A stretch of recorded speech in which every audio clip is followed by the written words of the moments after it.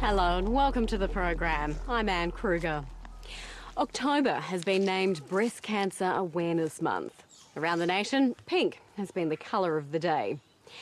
Today we look at two events in very different parts of the country, where rural women and men have been raising awareness of the biggest single killer of Australian women.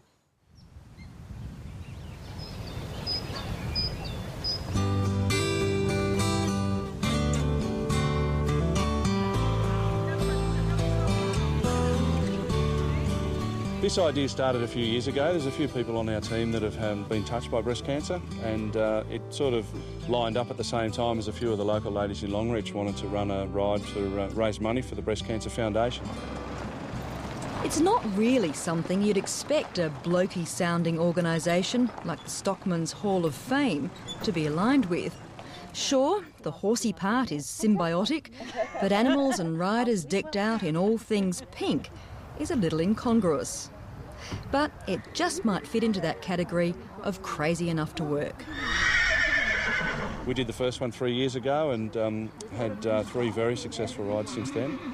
And we decided that it was working so well we'd take it outside of Western Queensland, and this is the first ride we're having in Clare this weekend. We're really excited to be down here. Enjoy yourselves, and we'll see you along the ride. Thank you. Around 90 riders took to the lush paddocks of Bundaleer Stud, a sheep and beef cattle property a few hours north of Adelaide. Their reasons for riding were as individual as the costumes they wore. After a 6.5-year illness, Liz Coudraye's sister, Rory Barrington, died in August. She was only 48 and a keen rider. She left behind a daughter, Chantelle, a son, Michael, and heartbroken family and friends. Well, on the day Rory passed away, on the 17th of August, Vicky Mack, who's a close friend of Rory's, received a flyer about the pink ride. And she sort of thought, oh my goodness, this is a goosebump moment. We really need to do this for Rory. And it was like Rory saying, come on guys, get out there and do this and tell the story. So it was just meant to be. So there's about 20 of us riding for Rory today. Among the riders, a couple of walkers hoofed the 20-kilometre track on foot. Nicky Brunning is a so-called ambassador for breast cancer. A survivor, she found a lump in her breast at a regular test 3 years ago and defied her doctor to follow it up. Just as well. I felt a lump, and it's originally they'd said it was just my changing of age, and I'd sort of, turned 30 and your breasts change and those sorts of things. But I think just instinctively, you know your body, and I just knew that it was maybe something a little more than that. The cancer had spread to her lymph nodes, and the then 34-year-old suffered through chemo and a mastectomy. 5 days before the pink ride, she was given the all clear. So, yeah, it's fantastic.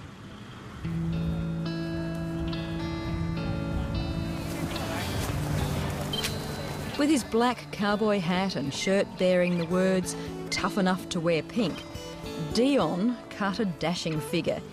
He doesn't like his surname, so didn't want it published, but he was happy to support a cause he too had been touched by. I know a few women that sort of had breast cancer and gone through it. And my mother-in-law, she died of cancer, but she had breast cancer too. And yeah, I thought, why not? I mean, it's something different. There's no competition here. It's just out for a good day and a good ride. 1 in 9 Australian women are diagnosed with breast cancer. As the riders formed the pink ribbon that represents breast cancer research, the message was clear. It can happen to anyone. There are 5 girls in our family, and it was like, this doesn't happen to our family. There was no other breast cancer in Liz Coudraye's family. Her sister was just unlucky. She had beautiful, long, dark hair and lost that 6 times. Throughout the treatment, the cancer metastasised and went everywhere in her body. But the whole time throughout that 6 years, she never stopped fighting. In fact, only a couple of months ago, she said to me, Liz, I can beat this. As for the walking ambassador, who was lucky enough to beat the cancer, she'd like to one day be done out of a job. hopefully one day all the volunteers will be made redundant because we'll have raised that much money that they've found a cure. 6 hours later, and they've come full circle. The riders are back to the beginning. Most of them hail from around here, the mid-north of South Australia and Adelaide. A few thousand kilometres north, a more remote community has banded together to also raise funds for breast cancer research. My Queensland colleague, Courtney, takes up the story.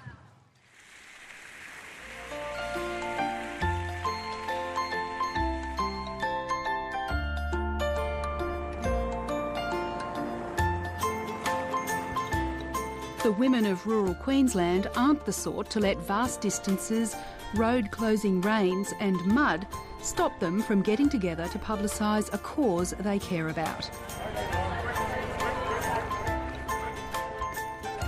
Every year for the past 11, several hundred women have headed for a dot on the map called Weengallon for the Ladies' Day Out fundraiser.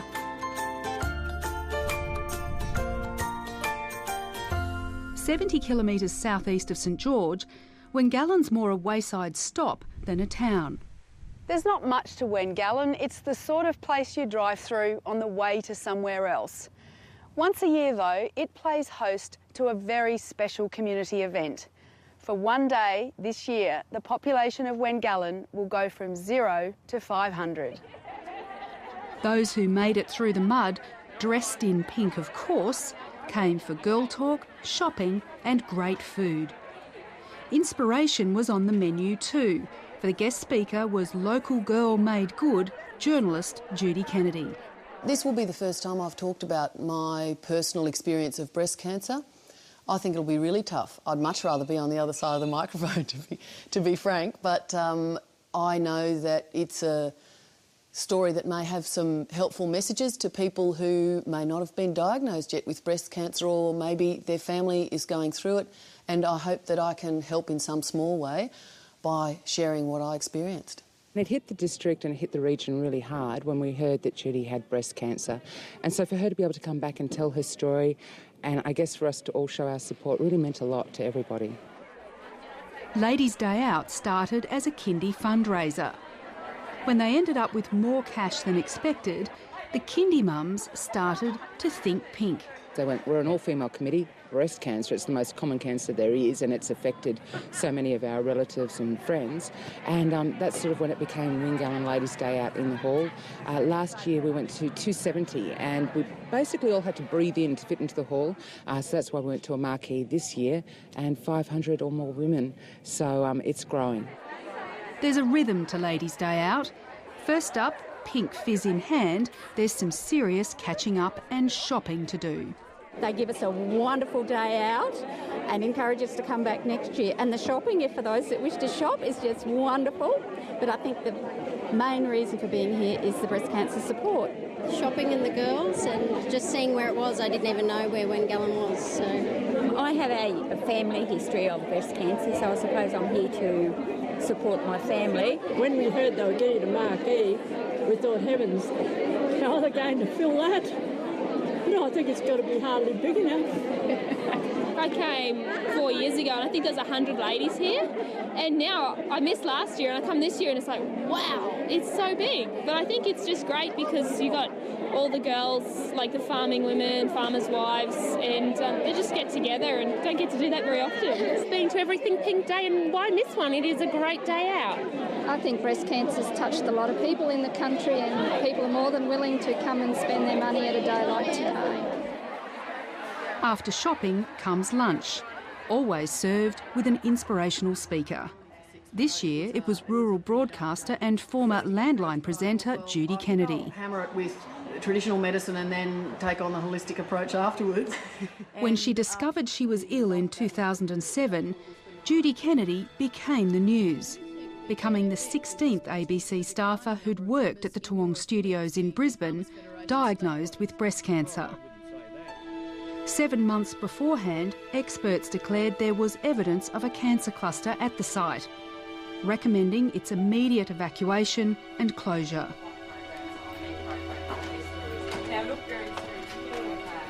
Living in Melbourne, Judy had resigned from the ABC to be a mum to 2 little boys. This year, her treatment complete, she leapt at the chance to return to Red Ridge country and tell her story. I grew up in this area, this district, and I could remember just the closeness of the community there. I think I went to a Weengallon rodeo 20 years ago, which involved a lot of Bundaberg rum and loud Bruce Springsteen and jeans and boots, and it was a great part of my upbringing, and I knew that it's a really wonderful thing to come back to a community like that. Judy was 44 when she found a lump in her breast. I went for a mammogram and ultrasound 2 days later. The result from that was that the ultrasound, people said it was benign, it was a hormonal reaction, and so it was, my GP said come back in 2 months if the lump hadn't gone. It hadn't gone, I had a biopsy, the surgeon wasn't happy with the lump, he took it out, it was malignant. And 4 of my 22 lymph nodes that the surgeon took out were malignant. And she says her rural upbringing kicked in when she was diagnosed. Rural life is tough, and I tell you, when things get sick, you either fix them or you tap, knock them on the head. So I was a bit hesitant to think about the second option, didn't really feel like getting a tap on the head. So I was afraid, I was angry. I thought, how dare whoever it is upstairs send me breast cancer? I've been fighting fit all my life, I have had a misspent youth, I've had a wonderful time, and now I get this ridiculous disease. How dare they? So I sort of was quite affronted and took it as a personal challenge to respond to that. And yet, certainly there were the 4 o'clock in the morning lying in bed times, the dark times, where you thought, I've got a 1-year-old and a 2-year-old, and it's a bit too soon to leave them behind. Because it's so wonderful to have these fantastic women who help. Judy once told me most problems can be fixed with baling twine and barbed wire. The Ladies' Day Out audience expected a dose of that attitude. Her MRI story was vintage Judy. And you know, the noise in there is exactly like a Lister engine at shearing. I couldn't believe it. I thought, I have heard this sound before. When I rang Mum and Dad to tell them I had breast cancer 2 days after we'd been in Brisbane. And Mum said, don't worry, darling, we'll storm heaven. Because for Mum, the prayers can fix everything, all right? Anything going on, anything bad going down, pray to the big fella. So Judy says she could not believe the support she received. So get a bit hard. I just felt lifted up by the people who wrote to me and rang me and came to help me. My God, I just was absolutely gobsmacked. She finished her treatment in 2008.